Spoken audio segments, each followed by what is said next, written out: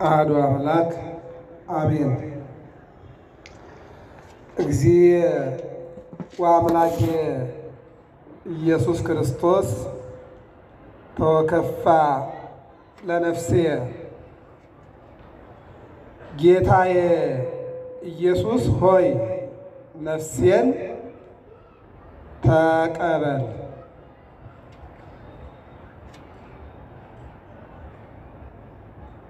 ክቡር መምህራችን መጋቤ ሐዲስ መምህር ተስፋ ልደት የዚህ ታላቅ ቤተ መቅደስ የስብከተ ወንጌል ዋና ኃላፊና መርሃ ግብሩን እየመሩልን ያሉ መምህራችን ዘማሪ እህታችን ዘማሪ መቅደስና ባለማሲንቆው በዝማሬ ቸሩ መድኃኔዓለምን ያሳያችሁን ታዳጊ ሕፃናት ልጆቻችን ራቅም ብላችሁ ቀረብም ብላችሁ የእግዚአብሔርን ቸርነት የምትከታተሉ ውድ እግዚአብሔር ልጆች አባቶቻችን፣ እናቶቻችን፣ ወጣቶች እንዲሁም ሕፃናት ሁላችሁንም እላችኋለሁ በእግዚአብሔር ስም እንደምን ዋላችሁ? እንደምን ዋላችሁ? እግዚአብሔር ይመስገን ብለን እንድናመሰግነው ፈቅዶና ወዶ የጠራን የሰበሰበን አምላካችን ልዑል እግዚአብሔር ስለማይነገር ስጦታው ስሙ ለዘላለም የከበረና የተመሰገነ ይሁን። ኅዳር 27 ቀን ነው። በዚህ ዕለት እንግዲህ ቸሩ መድኃኔዓለም በቀራንዮ እኔና እናንተን ለማዳን በመስቀል ላይ ተንጠልጥሎ ሥጋውን ቆርሶ ደሙን አፍሶ አንዱ ስለ ብዙዎቹ ሞተ ተብሏልና አንዱ ከአንዲቱ ከድንግል ማርያም ተወልዶ ባለቅኔው አንዷ ተወልዳ አንድ ወልዳ ዓለምን አዳነችው ከፍዳ እንዳሉ አሐቲ ይእቲ ለእማ ወኅሪት ይእቲ ለእንተ ወለደታ ለእናቷ አንዲት ናት። እስኪ ተናገሩ። ለእናቷ ስንት ናት? ለእናቷ ለሐና ማለት ነው። ለእናቷ ለሐና አንዲት ናት። ስንት ናት? ማናት እሷ? እስኪ አመስግኗት ድንግል ማርያምን። እሷ ናት። አሐቲ ይእቲ ለእማ ለእናቷ አንዲት ናት፣ ለወለደቻትም የተመረጠች ናት። አዎ ለእናቷ አንዲት ናት፣ ለወለደቻትም የተመረጠች ናት። ማናት እሷ? ድንግል ማርያም። አንዷ ደግሞ አንድ ወለደች። ማነው እሱ? ኢየሱስ ክርስቶስ።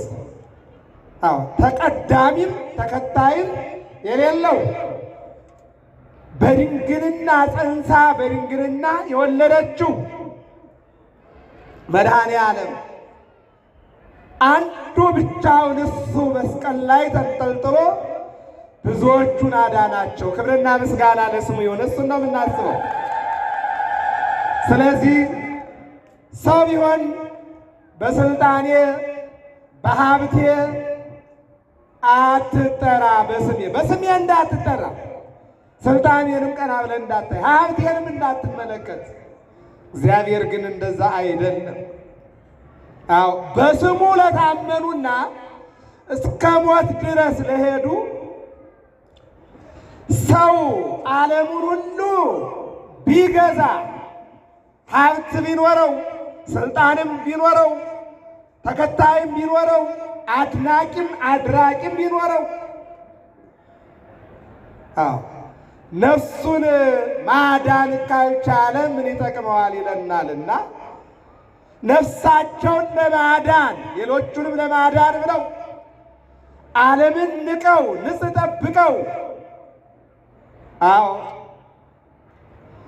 መስቀለ ሞቱን ተሸክመው ሐዋርያው ቅዱስ ጳውሎስ ዕብራውያን 6:16 ላይ ይሄ ሰውነቴ በኢየሱስ ክርስቶስ የተገነዘ ነው አለ።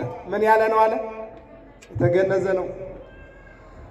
ደግሞ ከሞት ያመጣቸውን ከዓለም ውስጥ ወደ በረቱ ያስገባቸውን ታስሬ ያፈራኋቸው ልጆች አለ። ምን ብዬ ታስሬ ያፈራኋቸው ይላል። አዎ ታስሬ ይላል። ዛሬ ከ21 እዚህ የብሉይ ኪዳን መጻሕፍት 21 ናቸው። 7 መልእክታት ለየብቻ አሉ። 14ቱ የቅዱስ ጳውሎስ ናቸው። ከ14ቱ ውስጥ አንዱ ፊልሞና ይባላል። አንዲት ምዕራፍ ነው ያለችው። ስንት ምዕራፍ? አንዲት ምዕራፍ እንደ ይሁዳም አንድ ምዕራፍ ነው ያለው። አንዲት ምዕራፍ አለችው። ይችን የጻፋት ቅዱስ ጳውሎስ ነው። ሲጽፍ ለፊልሞና የሚገርማችሁ ነገር እንዲህ ይላል፣ በክርስቶስ እባክህ ልቤን መልስልኝ አለ። እስኪ ተናገሩ፣ በክርስቶስ በሉ። እባክህ ምንን መልስልኝ? እግዚአብሔር አምላክ ልባችን ይመልስልን። የትውልዱ ልቡ ሸፍቷል፣ በሃይማኖቱ ሸፍቷል።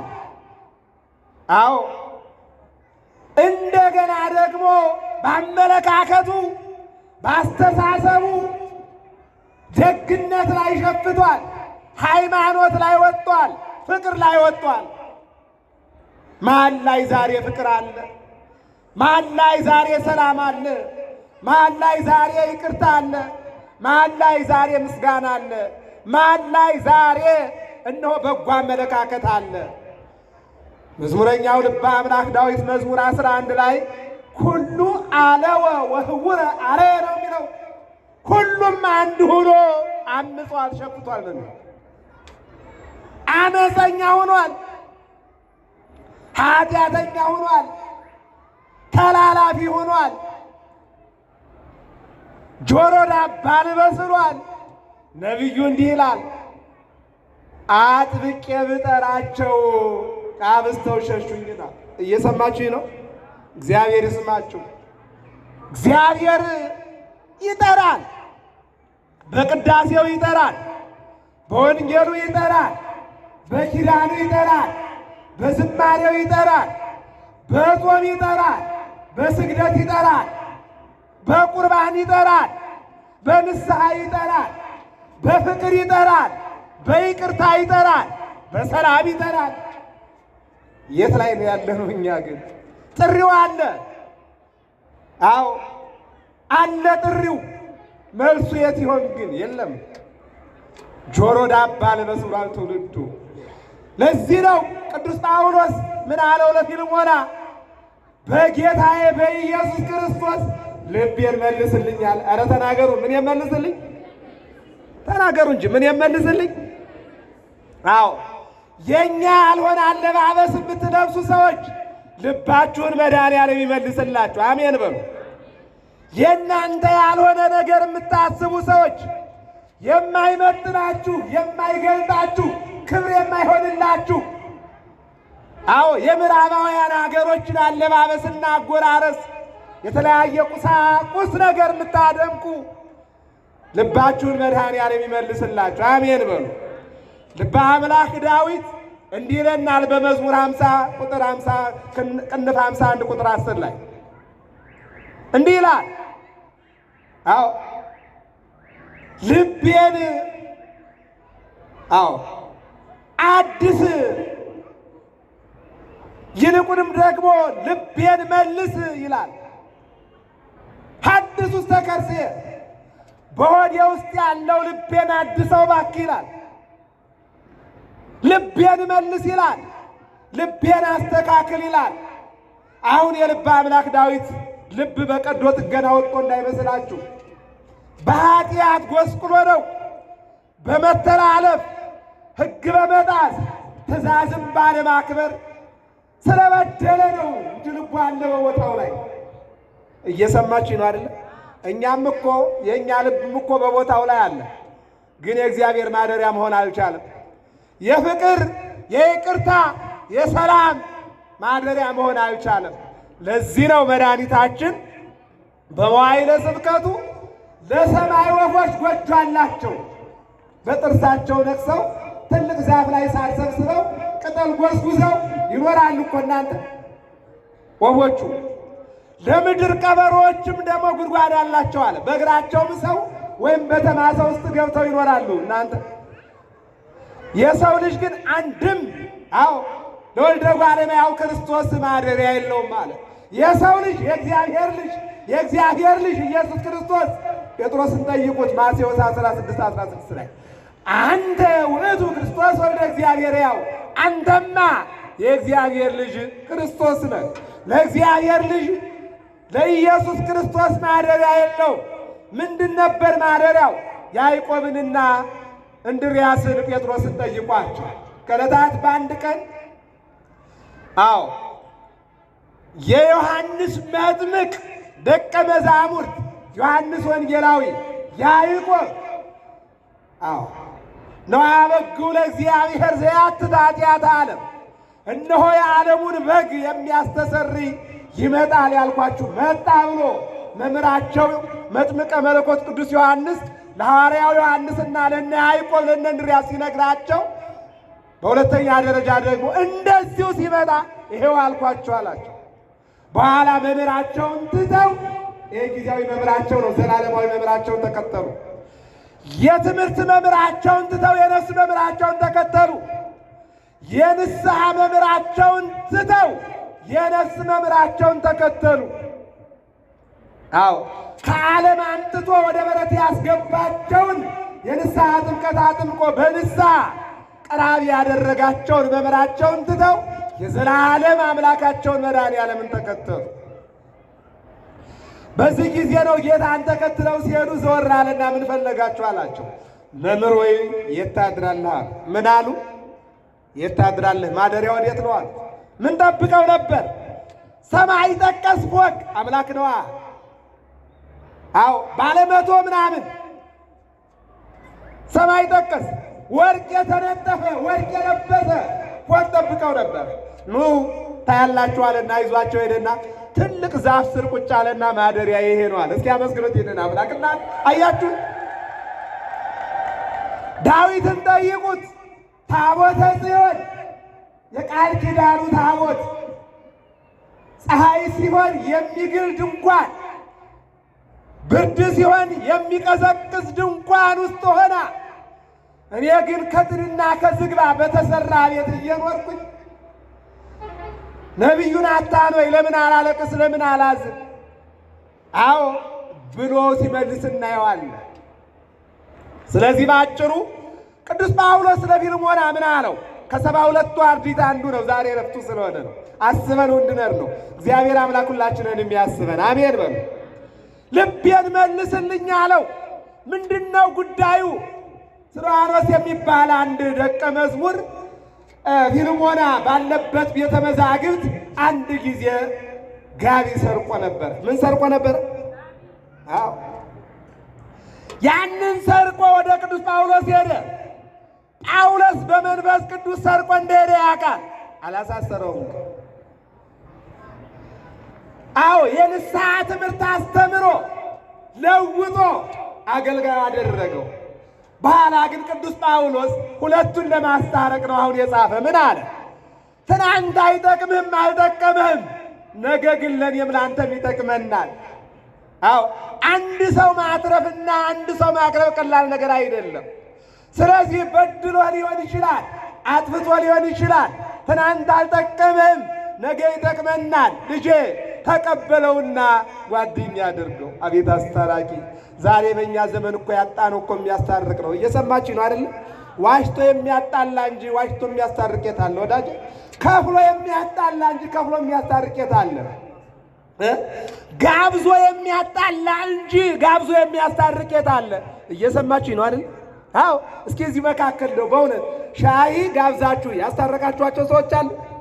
ግን ሻይ እየጠጣችሁ ያስታረቃችኋቸው ማን ነው? ያጣላችኋቸው ሰዎች አሉ። ምን ብላችሁ? እንዲህ ትልሻለች እኮ እንዲህ ይልሃል እኮ ያማሻል እኮ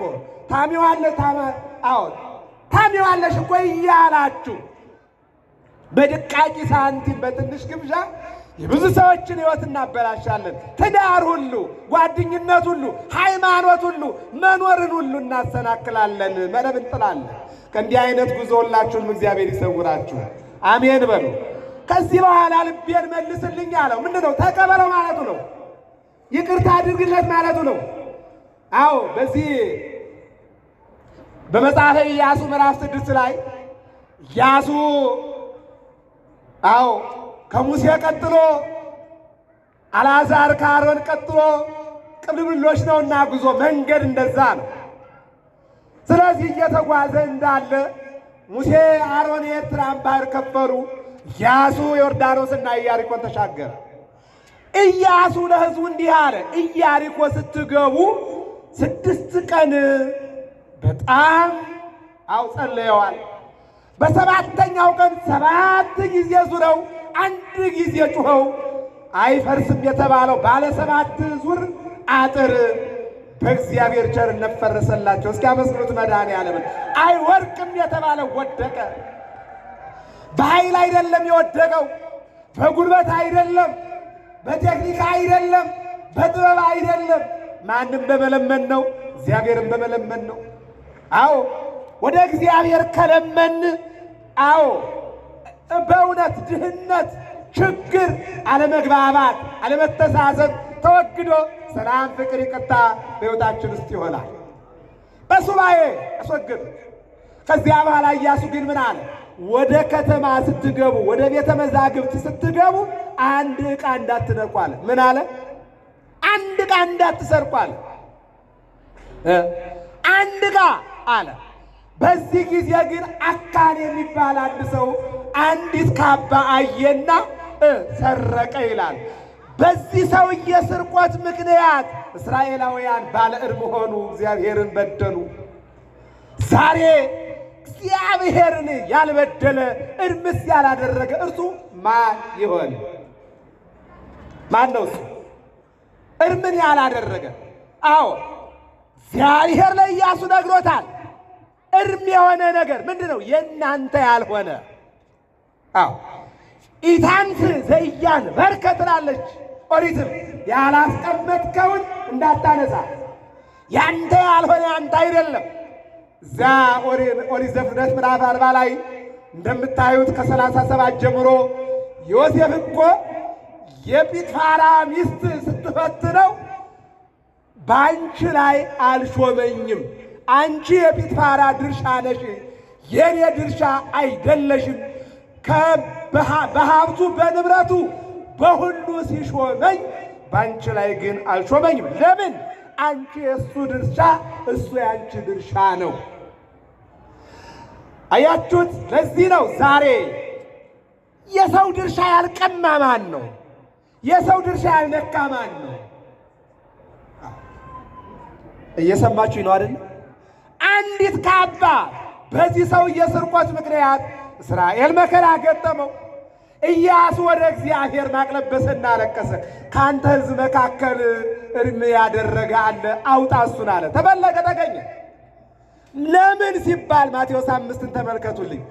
ወደ ሴት ያየ አይደለም የሚለው፣ ያየ የተመኘ ነው የሚለው። ማየት ተፈጥሮ ነው እንዴ? አስፋልት ላይ ቁመሽ አትዩኝ ማለት ትችያለሽ? እየሰማችሁ ነው አይደል? እንደው ምናልባት አንዳንዶቹ መቼም ይሄ ዘመን የወለደው ችግር ነውና ሊሉ ይችላሉ። ለምን ትክ ብለህ አየኝ የሚሉ ሊኖር ይችላል። ማየት ግን ስነ ተፈጥሮ ነው። አዎ መመኘት ግን ዕርም ነው። መልካም ነገር መመኘት ይቻላል። መጾም፣ መጸለይ፣ ገዳም መሄድ፣ መቁረብ፣ መስገድ፣ ከበሮ መምታት፣ መዘመር፣ መማር፣ ወደ ቤተ እግዚአብሔር መሄድ ለዚህ ምኞት መልካም ነው። መመጾት ይሄ ምኞት አሪፍ ነው። ለአግባ ይቻላል መመኘት። ቆንጆ ትዳር ስጠኝ ብሎ መመኘት ይቻላል። ነገር ግን የኛ ያልሆነው መመኘት ግን ዕርም ነው። ከዚህ በኋላ ሰው እየተቀጥቷል። ለዚህ ነው ቅዱስ ጳውሎስ ምን አለው? አዎ አጥፍቷል፣ በድሏል፣ ነገር ግን ነገ ጥሩ ሰው ነውና ይቅር በለው አለው። የሚገርማችሁ ነገር የተላከው መጣና ለቅዱስ ጳውሎስ ማነው? ከቅዱስ ጳውሎስ ተልኮ የመጣው ወደ ፊልሞና የሰረቃትን ጋቢ ወሰደና እንካ አለው። እየሰማችሁ ነው አይደል? መለሰ። ሲመልስ አይ ይህ ለድሃ ይሁን፣ አንተን ግን ይቅር ብያለሁ፣ እግዚአብሔር ይቅር ይበለን። በአገልግሎት ደረጃም ደግሞ ሂድና ሽማግሌውን ቅዱስ ጳውሎስን አገልግል አለና ኤፊልሞና አገልግሎቱን አጠናቆ በዛሬው ዕለት ያረፈበት ቀን ነውና የዚህ ታላቅ አባት በረከት እንዲደርሰን የአምላካችን የእግዚአብሔር መልካም ፈቃዱ ይሆንልን። አሜን በሉ። መልካም ፈቃዱ ይሆንልን። ወደ ሌላኛው ስንሄድ ሁለት ነገሮችን ተናግረን ትምህርታችንን እንጠቅልላለን። የትምህርታችን ርዕስ ምንድን ነበረ? ጌታ ኢየሱስ ሆይ፣ እስኪ ተናገሩ። ጌታ ኢየሱስ ሆይ በሉ። ነፍሴን ምን በል? ዛሬ ሰዎች አስራት በኩራት ቀዳማያት አምጡ ስንላቸው፣ ወደ ቤተ ክርስቲያን ስንላቸው ብዙዎች ጆሮ ዳባ ልበስ ይላሉ። ወዳጅ ገንዘብህን አይደለም ጊዜህን አይደለም ነገ ነፍስህን አሳልፈህ ትሰጣለህ ለመድኃኒዓለም። ወዴትም አትሄድ። ቆመንም የማንቀረው ሙተንም የማንቀረው እዚህ ቦታ ነው። እየሰማችሁ ነው አይደል? እኔ አንድ ታሪክ ልንገራችሁ። ሁለት ሕፃናት በዚህ በገጠሩ አካባቢ አንድ መጽሐፍ ላይ ነው ያነበብኩት። ከብት ይጠብቃል። ከብት አሰማርተው የቤተ ክርስቲያኑ እድሞ ሶስተኛው በር ላይ ትልቅ ወርካ አለ። ወርካው ላይ ቁጭ ብለው ይሄ እዚህ አካባቢ አዲስ አበባ ይመራል አታውቁት ትችላላችሁ። ሕፃናቱ የሚጫወቱት የጠጠር ጨዋታ አለ። እየሰማችሁ ነው አይደል? እዚህ ፊልም ነው የሚያጨናንቀው። አሻንጉሊት ነው እዚህ የአሻንጉሊት ጨዋታ ነው እዚህ ያለው። እዚያ ሌላ የማያስከፍል ሱስ የሌለው አይን የማያጠፋ ይሄ እኮ የኛ ልጆች የሚያዩት እኮ ትክ ብለው እኮ አሻንጉሊቱ ቲቪ ላይ ያለው ሞባይል ላይ ያለው የአይን ሲስተም ችግር ያመጣል። እየሰማችሁ ነው አይደል? አዎ ብዙ ሕፃናት ተመልከቱ፣ መነጽር ገና ያለ ጊዜያቸው የእናንተ ያለ መቆጣጠር ችግር ሞባይል በመስጠት ልጅ የሚያድግ ይመስል፣ አዎ አሻንጉሊት በማየት ልጅ የሚያድግ ይመስል እዚያ ጋር ትለቁና ነገ ላይ ከመነጽር ጋር እንዲታገሉ ታደርጓቸዋላችሁ። እነዚያ ግን በጠጠር ነው የሚጫወቱት፣ በጭቃ ነው የሚጫወቱት፣ በእንጨት ነው የሚጫወቱት። እና አንድ ቀን ቁጭ ብለው ሲጫወቱ ከብቶችን እንዳሰማሩ ሳያስቡት መሽቶባቸዋል። እንዳሁን ወተቆልቆለ ፀሐይ እና እነሱ ሳያስቡ ላሞቹ እምቧ እያሉ ወደ ቤታቸው ሲሄዱ ቀና አሉ። ወተቆልቆለ ፀሐይ ጨልማለች። ወንድሜ አለው አንደኛው፣ ከኔ ጋር ናቸው አይደል? ሁለተኛው አቤት አለ። አላሸነፍከኝም፣ አላሸነፍኩም። አንድ ጊዜ አንተ አንድ ጊዜ እኔ ነው እየተሸናነፍን ያለ ነው። ስለዚህ በሰላም ብናድር ነገ መጠን ወይ አንተ ወይ እኔ እናሸንፋለን አለ። እስኪ ተናገሩ፣ በምን ብናድር? አይሰማኝም። ይሄኛው በሰላም ብናድር ነገ መጠን ወይ አንተ ወይ እኔ አንዳችን እናሸንፋለን ብሎ ሲናገር፣ ሁለተኛው ደግሞ እንዲህ አለ፣ አይጅሉ አለ ብናድርም ባናድርም መምጣታችን እኮ አይቀርም አለ። ከኔ ጋር ናቸው አይደል? የትኛው ነው እውነተኛ? ንገሩኝ እንጂ አታስመሹብኝ። የትኛው ነው እውነተኛ? የመጀመሪያው ምንድን ነው ያለው? በሰላም ብናድር መጠን እንጫወታለን ወይ አንተ ወይ እኔ እናሸንፋለናል። የት ነው? ቤተ ክርስቲያን በር ላይ ነው ያሉት። ወርካ ስር ያ ሐዘን የሚጽናኑበት፣ ሰው የሚያስታርቁበት፣ ታቦታት የሚቆሙበት ትልቅ አደባባይ ነው። አውደ ምሕረት ነው። እዚያ ላይ ነበርና የሚጫወቱት። ይህኛው ምን አለ?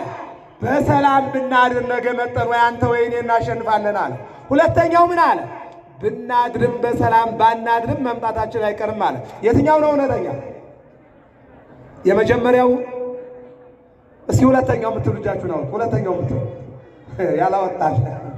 ትክክል ነው፣ ሁለተኛው። ምክንያቱም ምን ነው አለው? በሰላም ማደር ማለት ሁለታችንም ሰላም መሆን ነው። ያው እንመጣለን። በሰላም አለማደር ማለት ደግሞ ወይ አንተ ወይ እኔ እንሞታለን። የሞተውን ያልሞተውን ይቀብር ይመጣልና ቁመንም ሙተንም ማንቀረው እዚህ ቦታ ነው አለ። እውነት ነው አይደለም? አዎ። ገበያ መርካቶ ነገ ይቀራል። የሥራ ቦታ ነገ ይቀራል። ሙተንም ቁመንም ማንቀረው ከዚህ ቤተ ክርስቲያን ነው። እስኪ አመስግኑት መድኃኒዓለም። ይህን እኮ ነው። አዎ። ስለዚህ ጌታ ሆይ ነፍሴን ተቀበል ያለ ማን ነው? ቅዱስ እስጢፋኖስ። በነገራችን ላይ ቅዱስ እስጢፋኖስ ጌታችን መድኃኒታችን ኢየሱስ ክርስቶስ ከተሰቀለ ከተነሳ ካረገ በኋላ በመጀመሪያ ሞትን በሰማዕትነት የተቀበለ ሊቀ ዲያቆን ነው። የኢየሱስ ክርስቶስን ከሰማየ ሰማያት መውረድ፣ ከድንግል ማርያም መወለድ፣ የቃሉ ተአምራት፣ የእጁ ተአምራት፣ የቃሉ ትምህርት ዓለሙን ቢስብ ሰዎች በምቀኝነት ተነስተው መጀመሪያ ሊገሉት እንደተማከሩ፣ ቀጥለው እንደወሰኑ፣ ቀጥለው ብር እንደመዘኑ፣ በብርም ይሁዳ እንደሸጠላቸው፣ ከዚያም እንዳሰሩት የኋሊት የፍትኝ እንደ ወንጀለኛ እንደ ኃጢአተኛ፣ ከዚያስ እንደመረመሩት፣ ከዛስ እነሆ 5 ክሶችን አቅርበው ከ5ቱ አንዱ እውነት ነው ራሱን እግዚአብሔር አድርጓል ብለው 4ቱ ግን የውሸት ክስ ነው። በእርግጥም እግዚአብሔር ነው ራሱ። ከ5ቱ ክስ አንዱ እውነት ነው፣ ሌሎቹ ግን የውሸት ናቸው። ከዚህ በኋላ በጲላጦስ ፊት አቅርበው እንደፈለጋችሁ አድርጉ ሲላቸው 6666 ግርፋት ገረፉት። መዝሙር 44 ቁጥር 2 ይሴኒ ላህዩ ሙሉ ደጉ ዓለመያው ውበቱ ደምግባቱ ከሰው ልጆች የሚበልጠው መድኃኔዓለም ለእኔና ለእናንተ በወንጀለኞች በጉልበተኞች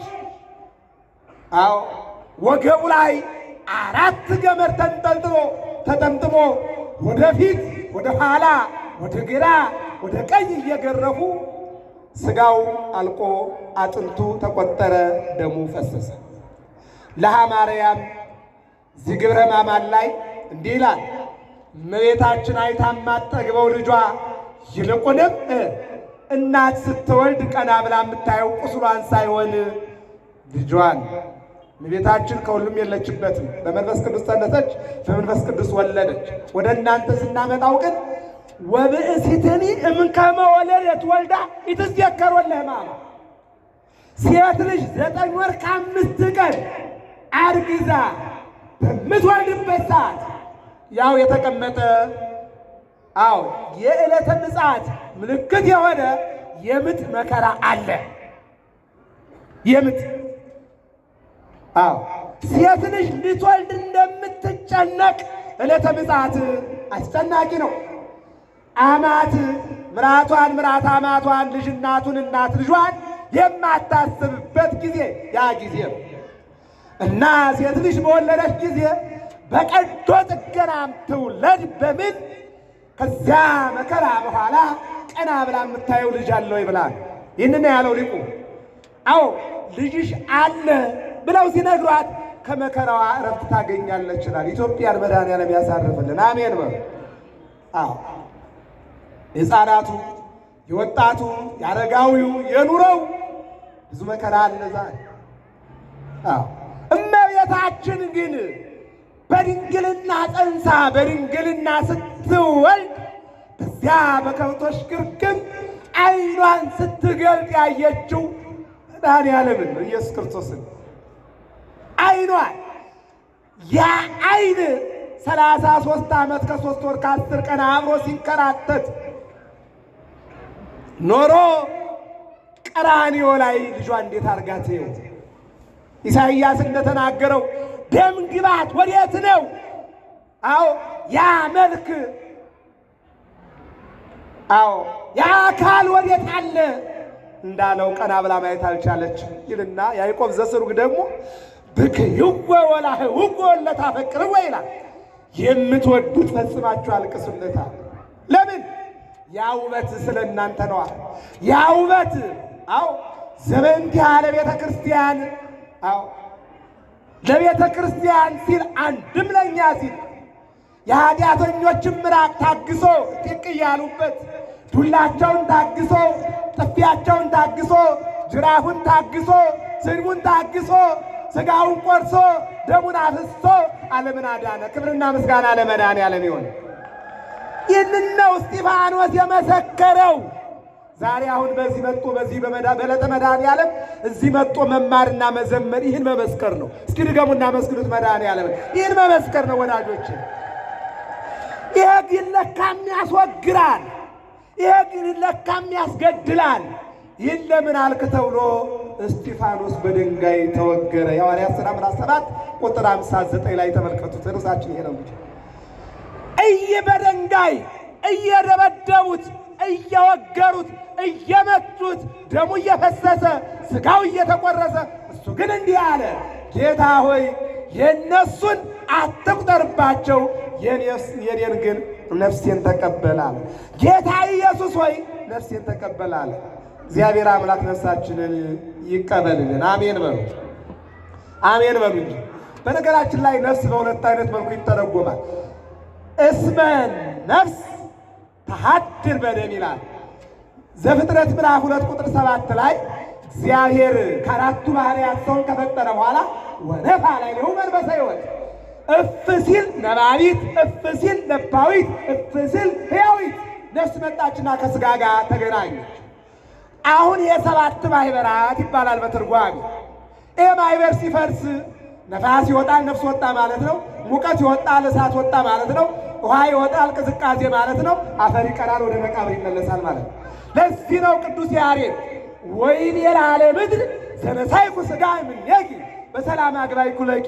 አንድ ጭብጥ አፈር መድኃኔዓለም ቀራንዮ ላይ ወስዶ አዳምን አመጣ። ወገብሮ እግዚአብሔር ላሙን አዳም እመሬተ ምድር፣ ከመሬት አፈር አዳምን ፈጠረው። ኦ አዳም መሬት አንተ አዳም ሆይ አፈር ነህና ወደ አፈርነት ትመለሳለህ። ወዳጆች ብዙ ሰዎች ለኪሎ ስትቀነሱ በጣም ስትጨነቁ ያለሁኝ ሲጾሙ 4 ቀን 5 ቀን ጾመው ሩጠው ሄደው ኪንድ የምትል አስፋልት ላይ የተቀመጠች ብረት አለች። እዚያ ላይ ቆም ይሉና 1 ኪሎ ከቀነሱ ስለ ጾምኩኝ ኪሎ የቀነሰ ይላሉ። ባትጾሙ ይሻላል፣ ባትጾሙ ይሻላል። አዎ እንደ ልኳንዳ ሥጋ፣ እንደ ቡና፣ እንደ ስኳር በመጾምና በመጸለይ ኪሎቹን የምትመዝኑ ከሆነ ባትጾሙት ይሻላል። እየሰማችሁ ነው አይደል? አዎ ባይጾም ይሻላል። እንደዚህ አይደለማ። በረከቱ እዚያ ጋር አይደለማ። ሕይወት እዚያ ጋር አይደለማ። አዎ ይህን ነው የሚነግረን ማለት ነው። ኢታላቅ ሰማዕት ቅዱስ እስጢፋኖስ ግን እየወገሩት የኔን ነፍስ ተቀበል እነሱን ይቅር በል ይል ነበር። መድኃኔዓለም ሁላችንንም ይቀበለን። አሜን በሉ። ስለዚህ ነፍስ ማለት በአንድ መልኩ ሰው ይባላል። ምን ይባላል? ንገሩኝ፣ ምን ይባላል? ኦሪት ዘፍጥረት ምዕራፍ 46 ቁጥር 25 ላይ ያዕቆብ 70 ነፍስ ሆኖ ወደ ግብፅ ወረደ ይላል። ምን ማለት ነው? 70 ልጆቹ ማለት ነው። ዘጸአት ምዕራፍ 1 ቁጥር 5ም የያዕቆብ ልጆች 70 ሆነው ወርደው 600 ሺህ ሆነው ወደ ከነዓን ተመለሱ ይላል። እስኪ አመስግኑት መድኃኔዓለም። ይሄ እኮ ነው እኮ ሰዎች ዛሬ ሙሴ የተቀበለው አንዳንድ ጊዜ 2 ጽላት ነው፣ አንዳንድ ጊዜ 4 ጽላት ነው። የሁሉ ጽላት ከየት መጣ እያለ ዝሞ እንደው ያልበላውን ያካል። እየሰማችሁ ነው አይደል? ብዙ የሚሰራ ነገር ሞልቶ፣ ብዙ የሚነበብ ነገር ሞልቶ፣ ብዙ የሚታወቅ ነገር ሞልቶ። ይህን ለማወቅ ከፈለገ የመጀመሪያው ሰው ስንት ነበር ንገሩኝ እስቲ። አንድ አይደለም እንዴ? አንዱ አዳም ነው የመጀመሪያ። አሁን የዓለም ቁጥር ከ8 ቢሊዮን በላይ ነው። ታዲያስ የመጀመሪያው መጽሐፍ ስንት ነው? ዕዝራን ጠይቁት። 1 መጽሐፍ ነው። ዛሬ ከዚህ ቤተ ክርስቲያን ብቻ ስንት መጽሐፍ አለ?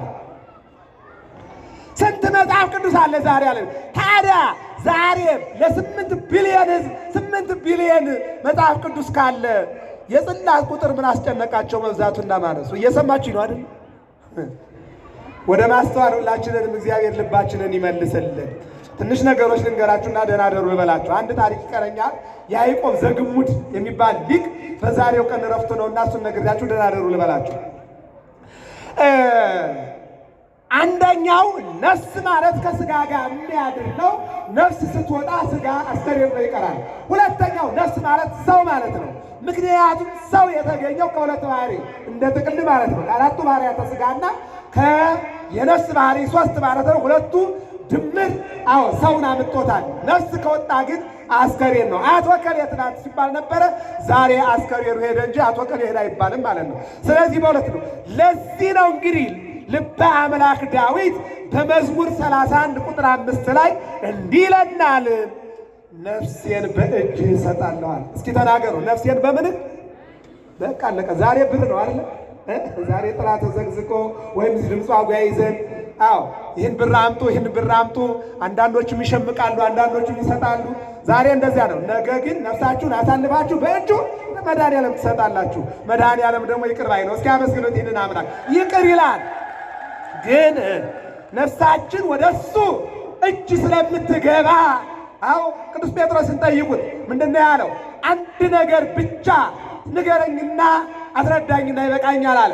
ሁሉ ሕዝብ በከመ አርአዮ ለጴጥሮስ እንዳሳየው ሁሉ በመዳፉ ነው ይላል አባ ጊዮርጊስ ዘጋስጫ። ቅዱስ ያሬድም ይናገራል። ምንድነው ያለው? የዓለምን ካርታ አሳየኝና ይበቃኛል አለው። አሁን የወረቀት ጉዳይ አይደለም፣ የኮምፒውተር ጉዳይ አይደለም። በኋላ መድኃኒዓለም እንዲህ አደረገና ከመዳፉ ላይ ሕፃናት እንደሚጫወቱበት ብይ ማለት ነው። የዓለም ካርታ ይሄ ነው አለው። አመንክ አለው። አምኛለሁ። ካመንክ አንተ የት ላይ ነው ያለው አለው። እኔማ ካንተ መዳፍ ውስጥ እንደ ጫጩ ስንጭልንጭል እያልኩ ነው። እስኪ አመስግኑት እናንተ። እዚህ እኮ ነን ለካ። ይህን ለማመን ከላይ ሆነህ አውሮፕላን ላይ ሆነህ መሬት ላይ ያለውን ሰው አይደለም። ፎቁን ተመልከተው፣ ከጫጩት ያነሰ ነው። ይሄ ባለ100 ባለ10 ህንፃ ከላይ ሆነህ ስታየው ጫጩት ነው የሚመስለው አይደል እንዴ? ስለዚህ በእግዚአብሔር ዘንድ እኛም እንደዚያ ነን ማለት እና በእጅህ አሳልፌ እሰጣለሁኝ አለ ልበ አምላክ ዳዊት። እኔና እናንተም በንስሐ ራሳችን አሳልፈን ለእግዚአብሔር እንድንሰጥ የአምላካችን የእግዚአብሔር መልካም ፈቃዱ ይሆንልን። በዚህ በአንደኛ ሳሙኤል ምዕራፍ 1 ቁጥር 15 ላይ ሐና እመ ሳሙኤል እንዲህ ብላለች። ይገርማችኋል። እግዚአብሔር ሆይ በፊትህ ነፍሴን እሰጣለሁ። ምን ማለት ነው? ሐሳቤን ማለቷ ነው። ሕይወቴን ማለቷ ነው። ችግሬን ማለቷ ነው። መከራዬን ማለቷ ነው። ነቀፌታዬን ማለቷ ነው። ጉድለቴን ማለቷ ነው። ለመድኃኒዓለም ለእግዚአብሔር ጉድለቷን ስትሰጠው እሱ ደግሞ ሞላላት። ክብርና ምስጋና ለስሙ ይሁን። አያችሁት? እግዚአብሔር እንደዚህ ነው። የመጨረሻው የሉቃስ ወንጌል ምዕራፍ 23 ቁጥር 46 ላይ ራሱ መድኃኒዓለም በመስቀል ላይ ሆነ ማለት ነው። መጋቢት 27 ቀን ምን አለ? ሲተናገሩ አባት ሆይ በሉ፣ ተናገሩ እንጂ አባት ሆይ በሉ፣ ነፍሴን በእጅህ አሳልፌ እሰጣለሁ። ራሱ በራሱ አዩ አለቀ። የዛሬው ያዕቆብ ዘግሙድ ምንድነው ያለው? የሚገርማችሁ ነገር ይህ ሰውዬ የአንድ ባለስልጣን የቅርብ አማካሪ ነበረ። በዚህ በቤተ ክርስቲያናችን አስተምሮ ነገስታት በጣም ጥልቅ የሆነ ጥበብ ያገኙባቸውን ሰዎች የቅርብ አማካሪ ያደርጋሉ።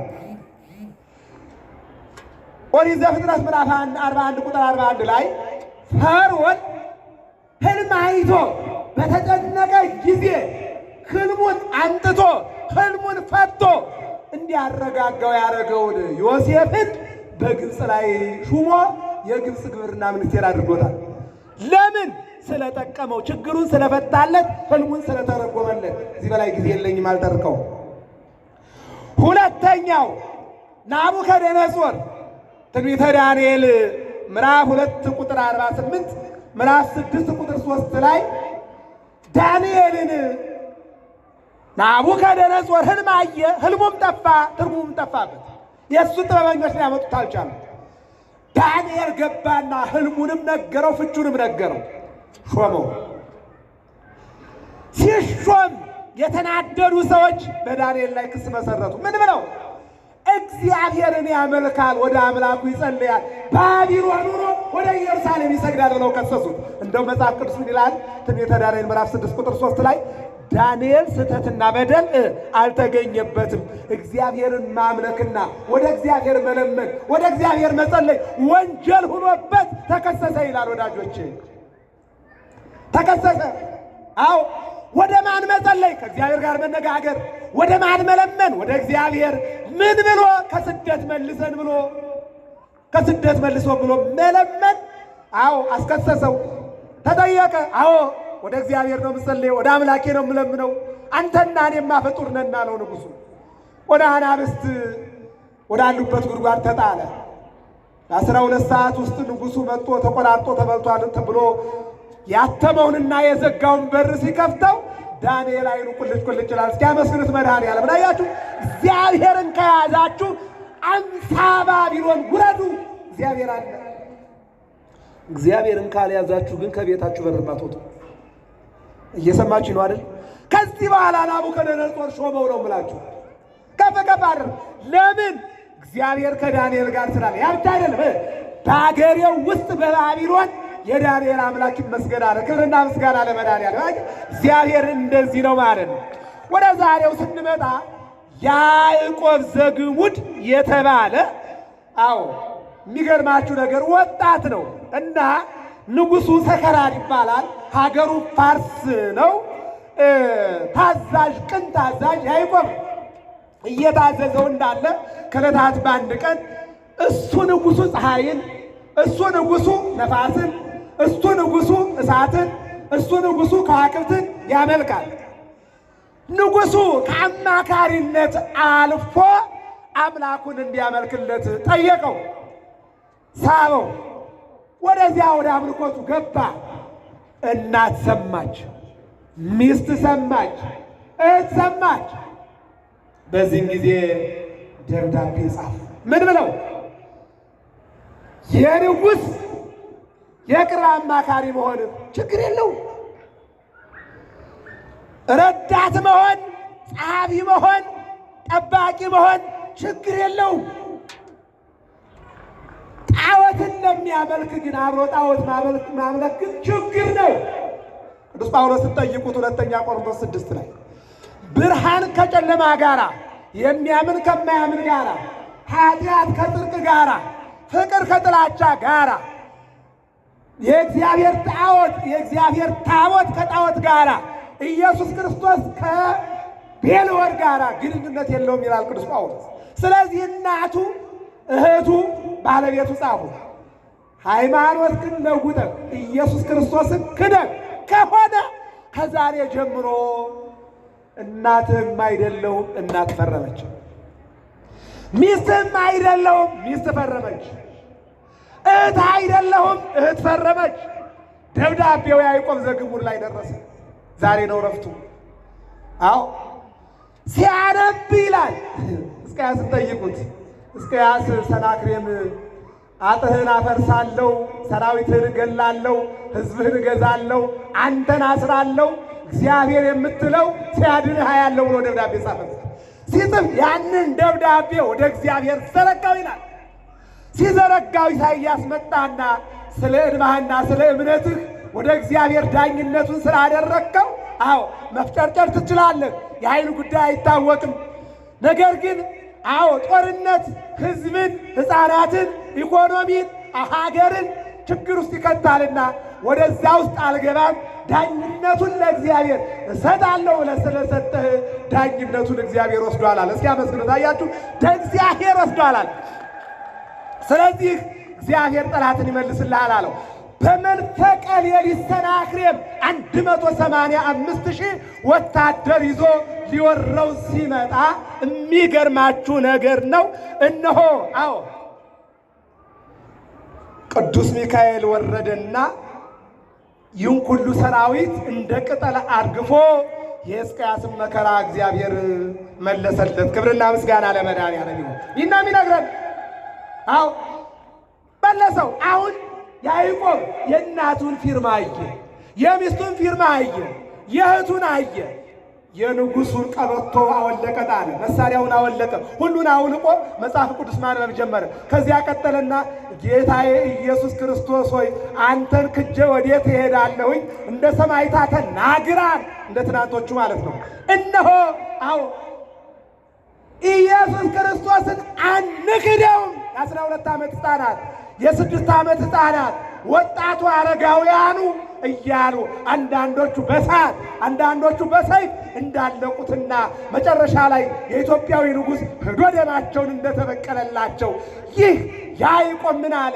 ፈታታና የንጉሡን ሀብትና ስጦታ ወደዚያ ጥሎ ከኢየሱስ ክርስቶስ ጋር ተጣበቀ።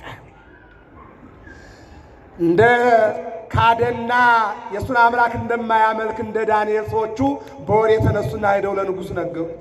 ጠራው። በእውነት የኔን የሰጠውን ወይም ደግሞ እንድታመልክ ያልኩህን ትተሃል አለ። አዎ መጽሐፍ እንዲህ ይላል፣ ሰው ዓለም ሁሉ ቢያተርፍ ነፍሱን ማዳን ካልቻለ ምን ያደርግለታል ይላል። ስለዚህ ካንተ ጋራ ባጌጥ፣ ካንተ ጋራ ሀብት ባፈራ፣ ካንተ ጋራ የስልጣን ተጋሪ ቢሆን ያኛው ቤቴ ከተዘጋ ምን ያደርግልኛል? ፀሐይ ትገባለች፣ ጨረቃ ትወጣለች፣ ጨረቃ ትገባለች፣ ፀሐይ ትመጣለች። ከዋክብት ቀን የሉም፣ አዎ ሌሊት አሉ። ጌታዬ ግን 24 ሰዓት ኦንላይን ነው አለ። እስኪ አመስግኑት እግዚአብሔር። ኦንላይን ነው የኔ አምላክ አለ። በቃለት። ስለዚህ እነዚህን አላመልክም፣ ጌታዬ ኢየሱስ ክርስቶስን ነው። አብርሃምን አግኝቼዋለሁ አለ። በቃ የአብርሃምን አምላኩን ተመራምሮ ያገኘውን እኔም ተመራምሬ አምላኬን አግኝቼዋለሁ። አምላኬን ነው የማመልካለው። በዚህን ጊዜ ንጉሡ ተበሳጭቶ ሰውነቱን 42 ቦታ አስቆረጠው። ስንት ቦታ?